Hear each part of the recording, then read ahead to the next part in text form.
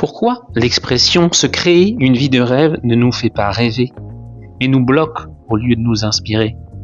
Est-ce que c'est parce que ça sonne faux? Ça fait trop vie de rêve? Ça fait trop bali? Ça fait trop cliché? Ça fait trop fake? Ou alors parce qu'on associe ça à un truc inaccessible, un truc pour les autres et pas pour nous? Ou au pire, est-ce que c'est parce qu'on a peur d'y croire? Peur d'être déçu? Peur de se planter? Peur de devoir tout remettre en question? Ou alors même la peur de réussir? Et si on parlait plutôt de se créer une vie idéale, une vie harmonieuse, une vie pleine de sens? Peut-être que le sujet c'est pas rêver, se créer cette vie de rêve, mais c'est plutôt d'oser se l'autoriser. Mais revenons un peu à aujourd'hui. Et si tu restes comme ça, et si on reste comme ça dans une vie en mode pilote automatique qui fait pas vibrer, qu'est-ce qui va se passer? C'est vrai qu'on nous apprend à rester dans le moule, à rien remettre en question, à continuer une vie qu'on nous a tracée, études, premier job, famille, crédit, maison, chien, voiture. Est-ce que c'est ça que tu as envie de créer aujourd'hui? Parce que si tu ne choisis pas ta vie, qui va le faire pour toi? Et est-ce que ça sera vraiment pour ton bien? Imagine, dans 5 ans, tu as toujours les mêmes journées en mode copier-coller. Dans 10 ans, tu as un business qui te rapporte peut-être, mais ta vie t'a échappé. Dans 20 ans, tu regardes en arrière, tu réalises que tu as construit une cage dorée. Ça te fait pas vibrer. Tu n'as peut-être même pas vu tes enfants grandir. Parce que ne rien changer, c'est un choix. Ne pas choisir, c'est choisir. Et c'est souvent choisir la vie par défaut. Celle qui te ressemble pas, celle qui te fait pas vibrer. Tu auras peut-être un business, il va tourner, mais tu vas pas t'épanouir. Et tu vas pas kiffer la vie. Alors je vais pas tourner autour du pot. Je vais te donner dans cette vidéo 7 clés que j'ai moi-même vécues pour créer ta vie idéale, pour créer ta vie vibrante, kiffante et des choses concrètes. Il n'y aura pas de blabla. C'est 7 clés pratiques. Créer sa vie de rêve, ça commence d'abord par se créer des objectifs. Se créer une destination. Ça peut être une grande destination pour ta vie, un grand objectif, mais ça peut être des objectifs pour le moment présent, pour les mois qui sont en ce moment, pour ce que tu vis actuellement, des objectifs plus ciblés. Mais il faut que tu saches où tu vas.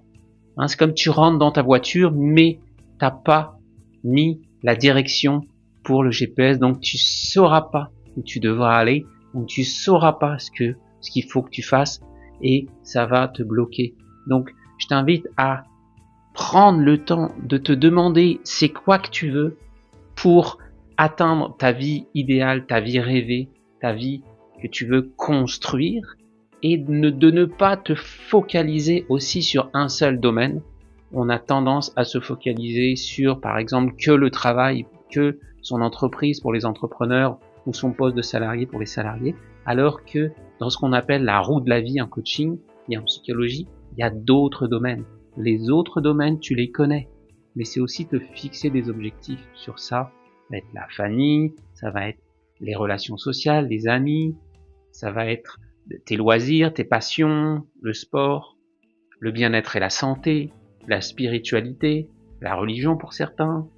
Il va y avoir le couple et la sexualité, voilà, tes finances, voilà, le pro, le domaine professionnel. Donc tout ça, ce sont les domaines de vie. Et quels sont tes objectifs par domaine de vie? Voilà, ça c'est important. Effectivement, autour, il y aura aussi tes valeurs, mais c'est pas aujourd'hui qu'on va entrer, mais quelles sont tes valeurs, quels sont tes besoins? Là-dessus, si tu veux voir tes besoins, j'ai fait une autre vidéo, je peux te la mettre ici.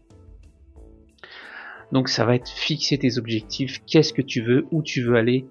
Voilà, ça peut être à plusieurs années d'horizon. Moi en 2018, j'ai fait un grand travail d'où je voulais être dans 5 ans, et rétroactivement où je voulais être dans 3 ans, dans 1 an, et ce que j'avais à faire, et je me suis visualisé comme ça, et comme par création, 5 ans après, j'étais dans ce métier en ligne, et j'avais lâché le métier traditionnel que je faisais à l'époque où j'étais expert comptable, comme tu peux le savoir. Alors la deuxième clé pour créer ta vie idéale, ta vie harmonieuse, ta vie rêvée, ta vie kiffante, ta vie vibrante, c'est de changer. ton énergie. Parce que tes énergies, alors là-dessus aussi j'ai fait plusieurs vidéos, je peux t'en mettre ici, puis tu vas voir, je te les mettrai peut-être en description aussi, parce que c'est important. Si tu veux arriver à changer ce que tu vis, tu dois changer comment tu es en dedans, tu dois changer tes vibrations, tu dois élever ton niveau de conscience. Et ça, c'est pas forcément toujours facile de le faire seul, mais je te donne les clés aujourd'hui. Donc tu dois, et pour ça, c'est aller regarder aussi tes pensées. Est-ce que tu as des pensées qui t'aident? Et ouais, qu'on appelle des pensées élevantes, aidantes, ou est-ce que tu as des pensées qui te font peur, qui te descendent, et où tu te sens pas digne, par exemple. Donc ça va être important que tu ailles regarder ces pistes-là. Donc pour changer ton état vibratoire, ton énergie, ça va être de faire des choses. Voilà, je vais te parler tout à l'heure de faire des pauses. Ça va être la 5e clé. Mais la 3e clé que je te propose ici, c'est de lâcher le passé. On a tous des traumas. On a tous une ancienne version de soi. On a tous des éléments qui nous bloquent. Et ça, c'est comme des boulets qu'on se traîne aux pieds. Voilà. Ça peut être le passé familial, ça peut être le passé d'un groupe, le passé d'un peuple. Voilà. Et c'est pas toi. Et on a à se détacher de ce passé. Moi, j'ai un passé entre familial, culturel, voilà, que j'ai lâché. Voilà. J'ai même un passé, je me suis rendu compte du métier d'expert comptable que je faisais. Voilà, donc là-dessus, ça, j'avais lâché beaucoup, mais là même, j'ai lâché cette identité. On a des choses qui nous collent à la peau et qui sont pas notre âme, notre essence. Et c'est de revenir à soi et de lâcher ce passé. Voilà. Moi, j'ai fait un travail encore dernièrement où j'ai laissé aller ce passé. Il y a comme une ancienne version de nous qu'il faut laisser aller pour s'autoriser à devenir la personne qu'on veut devenir. Voilà. Et donc, ça va être tes traumatismes, voilà. Le truc qui t'est arrivé il y a 10 ans, 20 ans, 30 ans, même 40 ans, c'est fini. On se raconte même une histoire là-dessus. Donc, laissons aller ça. Créons du nouveau. Parce que si on se focalise sur le passé, notre futur va être attaché à ce passé et on va pas créer un nouveau futur. Et c'est bien là l'objectif, de se créer un nouveau futur qui ne ressemble pas à ce qu'on a déjà vécu. Donc ça, c'est le 3e point. Le 4e point, c'est fais des pauses. Arrête-toi. Je vois trop d'entrepreneurs et de gens qui courent tout le temps. Et moi aussi, je cours, mais je me suis beaucoup arrêté. Je m'arrête beaucoup plus qu'avant. Et s'arrêter, ça prend plusieurs formes. T'as s'arrêter quelques instants dans ta journée, tu t'arrêtes, tu respires. Quand je le fais faire en coaching à des personnes, quelques instants, quelques minutes, rien que ça fait du bien. Tu peux t'arrêter en méditant le matin à ton réveil, quand tout le monde dort à la maison, ou le soir avant de te coucher. Tu peux aller faire du sport.